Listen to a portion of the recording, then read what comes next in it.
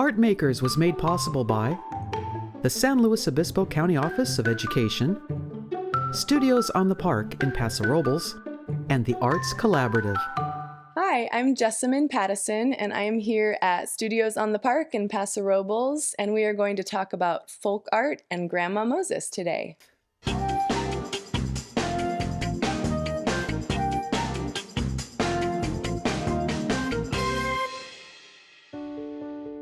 You're never too old to start something new. That could be the title for the life of Grandma Moses. Anna Mary Moses, who became known as Grandma Moses in the art world, was an American artist who started painting at the age of 75. She did not go to art school, and her paintings reflect a simple and straightforward style with little concern for traditional perspective, proportion, and volume. She did not paint using fine art techniques. Instead, what her style captures is an authentic memory of life in the country. Folk art is the art of everyday people who may or may not have any artistic training. Folk art lets us learn about a community's culture and values. It helps us understand the lives of people. What did they enjoy doing? How did they see the world? Weather vanes can be folk art, as well as tribal masks from Nigeria. American Indian folk art includes baskets, totem poles, and beadwork on pouches and bags. Here is an example of African American folk art. Colorful Day of the Dead costumes and decorations are Mexican folk art dating back to the time of the Aztecs. Folk art gives us the opportunity to look into the past and see what culture and life was like for a community of people. Grandma Moses is a famous and inspirational American folk artist. Anna Mary was born in 1860 on a farm in rural New York. She was one of 10 children who worked around the house and out in the fields very early in life. She did not have much of a formal education because there simply wasn't enough time. While chores filled her days, she was always artistically inclined. As a child, she was inspired by her father, who once painted landscapes on the walls of their family home. He encouraged her artistic talent by bringing home paper and colored chalk, a treat that she treasured. When Anna Mary was 12, she left home and went to work at a neighboring farm. Years later, she met a handyman named Thomas Salmon Moses, who became her husband. Anna Mary and Thomas had 10 children, and her life revolved around caring for her family and managing the household. While farm life and motherhood were very demanding, she managed to carve out time to stay creative with embroidery and quilting. That's what her life was like for about 50 years. When Anna Mary was in her 70s, she developed arthritis, a condition that makes the joints in your fingers stiff and sore. Because of her arthritis, embroidery and quilting was too painful for Anna Mary. Her sister suggested that she try painting instead. Anna Mary gave it a try and liked it. Anna Mary is what we call self-taught. She liked to draw, but she never attended an art class or had a teacher show her how to paint. She painted small canvases for her friends and family. At first, she copied postcards and magazine illustrations. Gradually, she began to recreate scenes from her childhood memories. Her paintings feature beautiful rolling hills and farms. They're happy and colorful, with lots of folks working and playing together. While Anna Mary's life was filled with hard work, she also found joy in family and community. Her paintings reflect the comfort found in predictable, everyday life. Anna Mary was not trying to launch a career as a painter. She just liked being creative and painting. A friend who owned a drugstore in a neighboring town asked if she could display a few paintings in the window. Anna Mary's art was in that window for 2 years until an art collector named Lois Calder walked by the window and her paintings caught his eye. He liked them so much that he bought them all. Then he asked if he could come to her home and buy more. Mr. Calder believed in Anna Mary's talent. For the next few years, he took her paintings to museums and galleries in New York City. At first, they were not interested in her paintings. especially when people found out that Anna Mary was 78 years old. Mr. Calder did not give up, and in 1939, 3 of her paintings were selected for a large exhibition at the Museum of Modern Art in New York City. That led to another exhibition in 1940. This time, Anna Mary was the only painter on display in the gallery. That's called a solo exhibition. A newspaper reporter wrote a review of her work. In his news story, he called her Grandma Moses, and the name stuck. She was 80 years old. Grandma Moses was surprised by all the attention. She said, "If they want to make a fuss over me, I guess I don't mind." Grandma Moses's favorite subjects were landscapes showing happy scenes of rural life, changing seasons and weather, rolling hills, and abundant crops. The people in her paintings are actively engaged in farm life, something she had experienced for many years. By this time, her husband, Thomas, had passed away and her children were grown and living their own lives. Painting became a welcome way to occupy her time. Grandma Moses's artworks became very popular everywhere. Her paintings were exhibited in America as well as European cities, including Paris. Even though her paintings were traveling the world, Grandma Moses remained at home on her farm. Turkeys is a classic Grandma Moses painting depicting the annual Thanksgiving ritual of catching a holiday bird. The November sky in early snow looks cold. It's contrasted with bright colors of the turkeys and the people. Grandma Moses painted many winter scenes of farm life. Here, the people are taking some time away from chores to have fun in the snow at Christmas time. In this painting, children are carving pumpkins, bobbing for apples, and running around dressed as ghosts on Halloween. Notice how her paintings feature cultural activities that are very popular in America, such as Thanksgiving, Christmas, and Halloween. Folk art captures how a community lives and works. During the winter months, one fun social event is when neighbors work together to collect tree sap and produce maple syrup. This painting captures the value of a community helping each other to get work done. The thunderstorm has several levels of action. The clouds are dark and ominous. The trees whip and bend in the wind. A farmer rushes to bring in the hay, and in the background, a frightened black horse runs in terror. In this painting, we see an automobile. Usually, she only painted horses and wagons. She did not include tractors or other types of modern mechanized equipment that would have been used during her lifetime. Her paintings are considered romantic because she idealized the old ways of working on a farm. The art of Grandma Moses captured the hearts of the people, as well as art collectors. She became so popular that the governor of New York proclaimed her birthday on September 7th as Grandma Moses Day. Grandma Moses published her autobiography called My Life's History in 1952 when she was 92 years old. In 1969, Grandma Moses had a stamp issued in her name showing her painting July the 4th, and she was on the cover of Time magazine. Grandma Moses got up to paint at 6:30 in the morning. During this chapter in her life, she painted more than 1,600 canvases. Between the ages of 100 and 101, the last year of her life, she painted 25 works of art.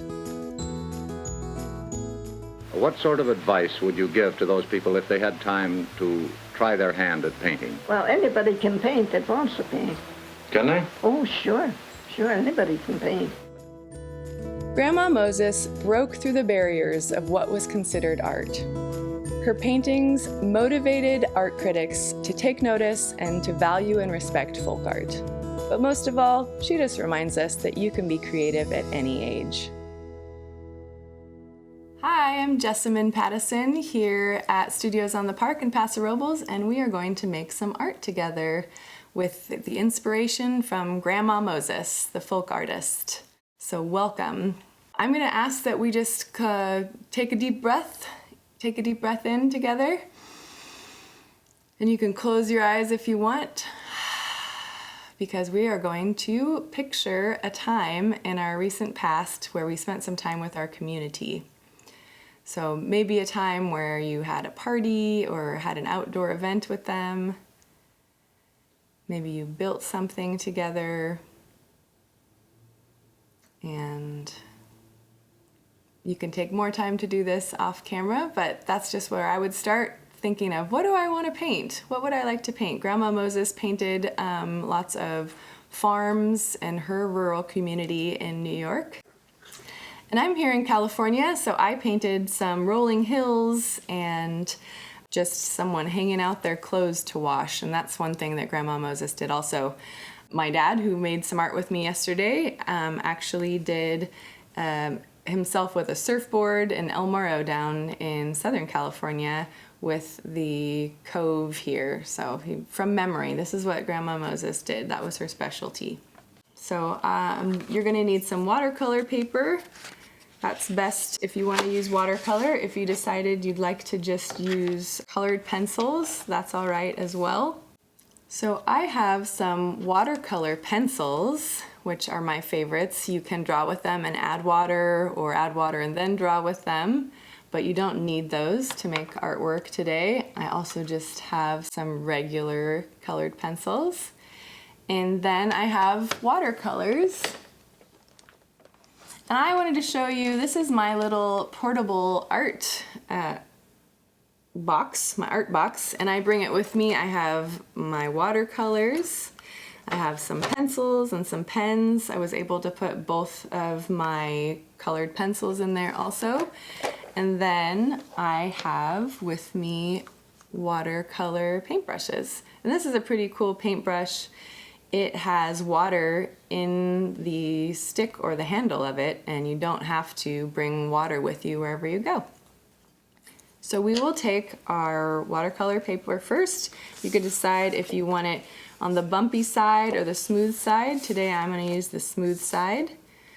We will take our pencils and we're going to markate or make a mark where we want the foreground, middle ground, and background to be on our papers. And if that doesn't make sense to you right now, we're going to learn together what those mean. But you can have your adult help you, or if you're an adult, we can go ahead and make 3 lines. And I like to turn my paper sideways when I make long lines. So one's going to be in the first third. We're basically going to cut it into thirds. Okay, and the foreground comes before, it's in the front. The middle ground is in the middle, it's the middle of the sandwich, and the background is in the back. I have this fun activity, if you would like. That's why I have some scissors. You can get any kind of magazine that has landscapes in them and find something where you can have a foreground, middle ground, and a background. And I know this has shine on it, so we'll take a closer look later, but I'm going to use this picture of a man, a statue with a horse, and I'm gonna use I have it in a plastic sheet, and I'm going to use just an Expo dry erase marker and mark what is in the foreground. In the front, that is the biggest. Okay, so this is something you could mark without a dry erase marker too, and just a regular one.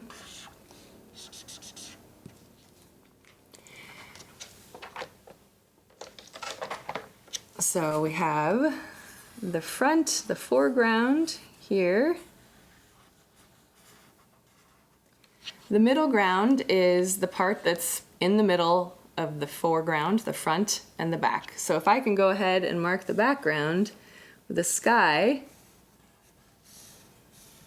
then I find that I've already made my middle ground. It's in the middle. Middle ground. Foreground.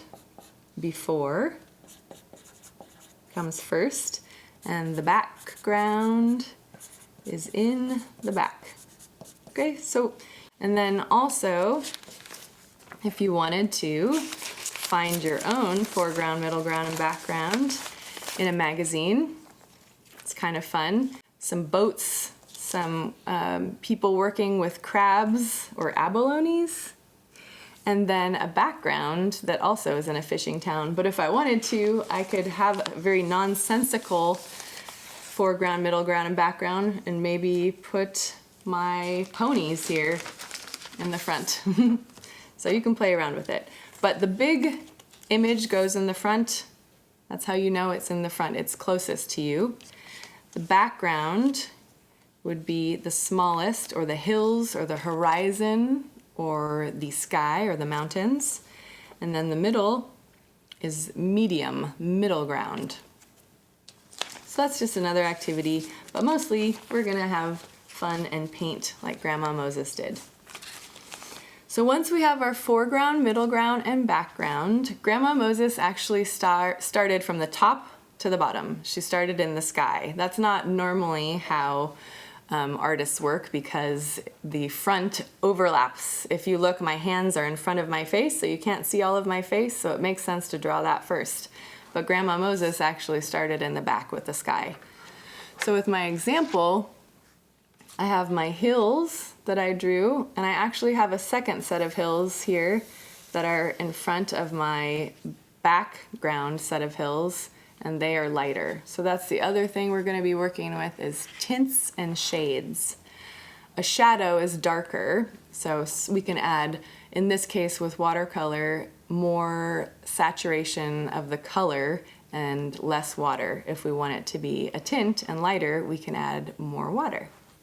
So I'm going to add my mountains. And these can be nice, simple sketches. I'm using my pencil pretty lightly in case I need to erase, but I will be painting over it, so that's okay if I make a mistake. And to tell you the truth, my first example, I didn't like it very much, and I thought I should be better at it because I'm an artist and I should know how to do something. And I remembered that Grandma Moses said, if anybody can paint or make art, and why should I know how to do this? I've never made a Grandma Moses piece of artwork, so we can give ourselves permission to make mistakes. I made my mountains in the background, and then I'm going to make a middle ground with some... She said she started with the sky and the mountains, and then she made trees and hills, and then she made buildings, and then people, or then cattle, then people. So people are the smallest and kind of the least important of her landscapes, which is interesting. All right, so I'm going to keep working on my middle ground here, and we will be right back. All right, so I added my middle ground. We're back together making art, and I'm going to put my foreground, which comes before my middle ground. It's the first thing, so it should be the biggest. In this, a person is not as large as a mountain. So I get to use perspective and scale to realize, okay, I know mountains are really big. So if this person is as big as the mountain, they must be closer to me. So I'm going to add, this person is making hanging clothes. So I used to do that when I was a kid in San Luis Obispo. So I am going to copy Grandma Moses, who also has some clothes hanging paintings. Add my clothesline here. Make sure I put my person in front of the clothesline.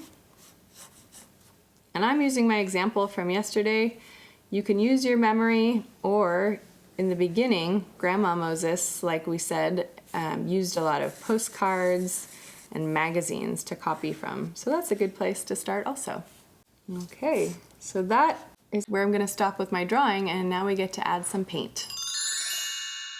I have my paintbrushes ready to make some art. I have 2 glasses of water. One I'm going to use for fresh water and one for mixing or getting my water and brush clean.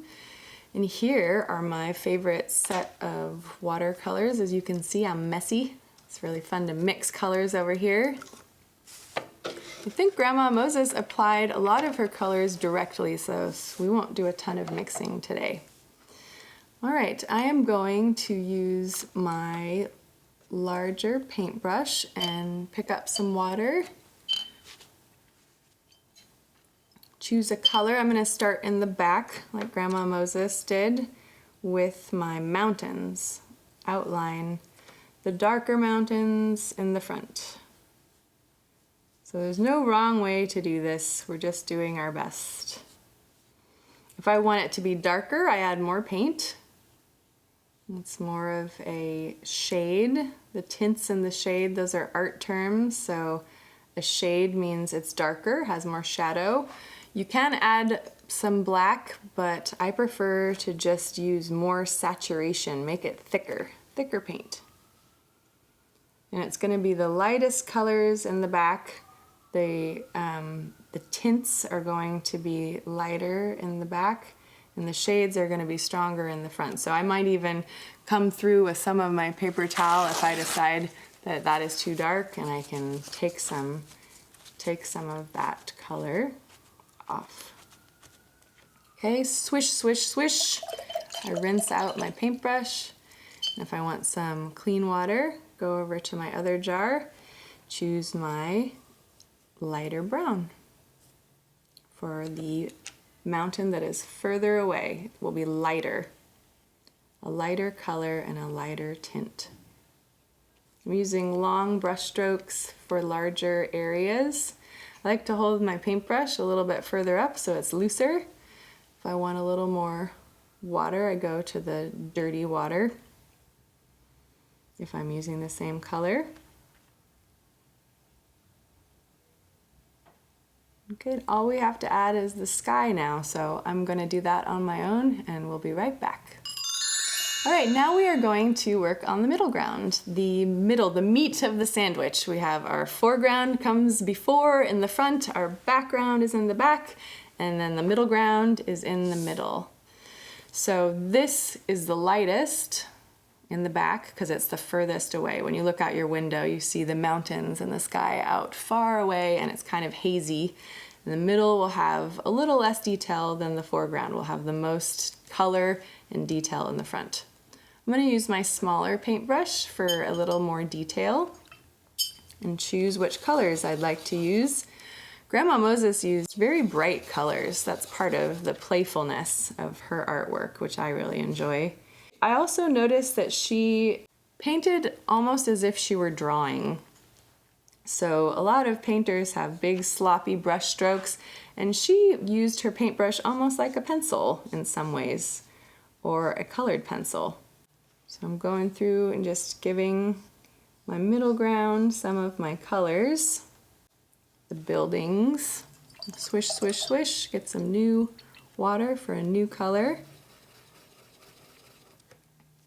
Add my other building over here. And I can use short straight lines for these buildings.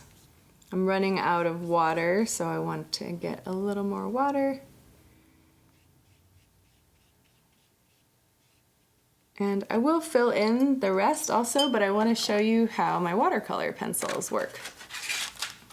So I can go in and I can put my watercolor pencil in the water and go around the lines that I want and color in some of the color there, or I can use my paintbrush on top of the lines. And see, add a little more water. I can go back in with my watercolor pencil and go around where I want my fruits to be, the apples. So that's a fun tool. So I'm gonna work on this a little bit while you work on your middle ground, and we'll meet back up for the foreground that comes before.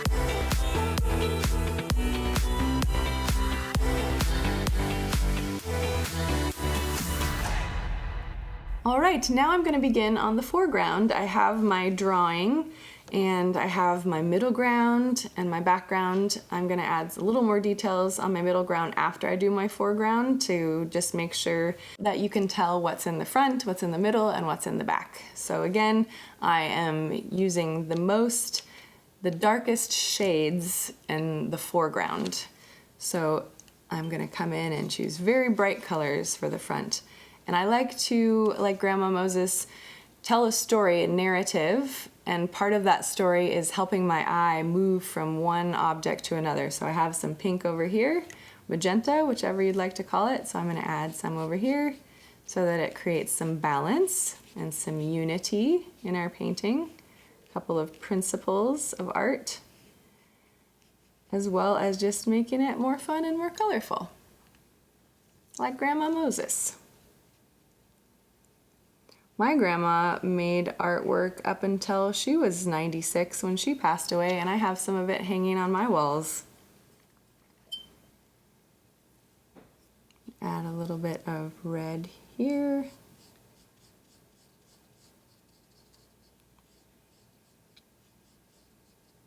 I'm using mostly, not as like the least amount of water in this front part of my painting. I'm gonna add same color for my flowers here. I might dab them out with my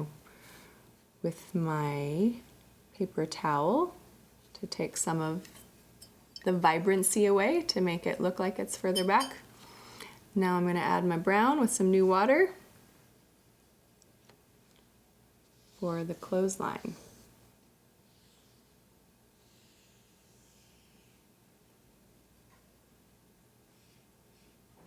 I'm having fun. I hope you are. Thank you for joining us today. All right, and then one other thing that I want to make sure of is that nothing looks like it's floating.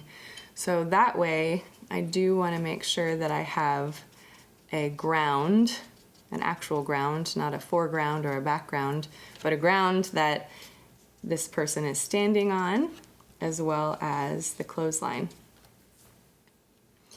One way to make green darker is to add some blue. So I'm going to add a little bit of blue in the front to make it a darker shade of green. Adding my grass here. I am going to also make hard lines around my objects so that I can tell where the background, what's in front. Is it the shirt or is it the grass? Okay, I'm going to keep working on this and I will meet you when we are done.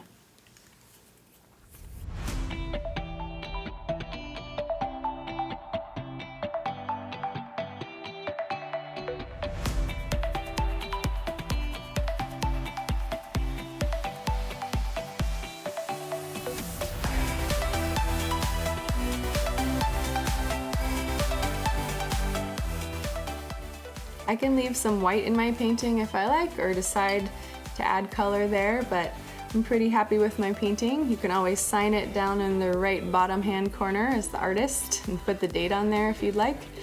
But anyone can paint who wants to paint. Anyone. Thanks for making art with me today.